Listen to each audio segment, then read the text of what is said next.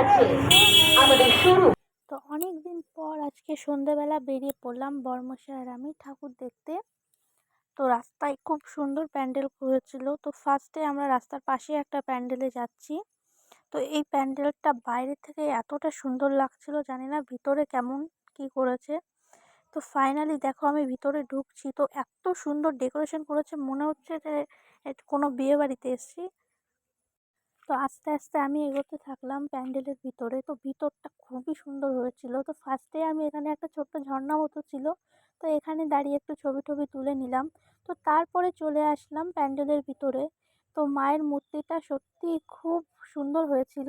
তো মাকে দর্শন করে ফার্স্টে বেরিয়ে খেতে শুরু করলাম আইসক্রিম। তো আইসক্রিমটা বরাবরই আমি খুব ভালো খাই। তো আইসক্রিম খাওয়ার পরে চলে আসলাম নেক্সট প্যান্ডেল দেখার জন্য।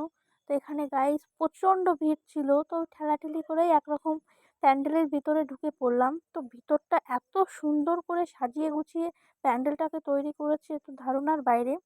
তো তারপরে চলে আসলাম বাইরে। তো বাইরে এসে এখান থেকে একটু খাওয়া দাওয়া করলাম। তো খাওয়া দাওয়া করার পরে আমরা চলে যাচ্ছি নেক্সট প্যান্ডেলের জন্য। তো পাশাপাশি অনেকগুলো প্যান্ডেল ছিল, তো খুবই ভালো লাগছিল প্যান্ডেলগুলো। তো এখানে সুন্দর সুন্দর দোকান ছিল, তো এখান থেকে একটু কেনাকাটা করে চলে আসলাম পরের প্যান্ডেল। তো এই প্যান্ডেলটা লাইটিংটা সত্যি অসাধারণ করেছিল। তো নেক্সট প্যান্ডেল এটা হচ্ছে একটা চোখের প্যান্ডেল করেছিল। তো সব কিছু ঘুরে টুরে লাস্টে আমরা চলে আসলাম বর্মশাই আর আমি বন্দুক নিয়ে বেলুন ফাটাতে। তো আমরা যত জায়গায় যাই না কেন বেলুন আমরা ফাটিয়েই আসি। তো আমাদের এই গেমটা খেলতে খুবই আনন্দ।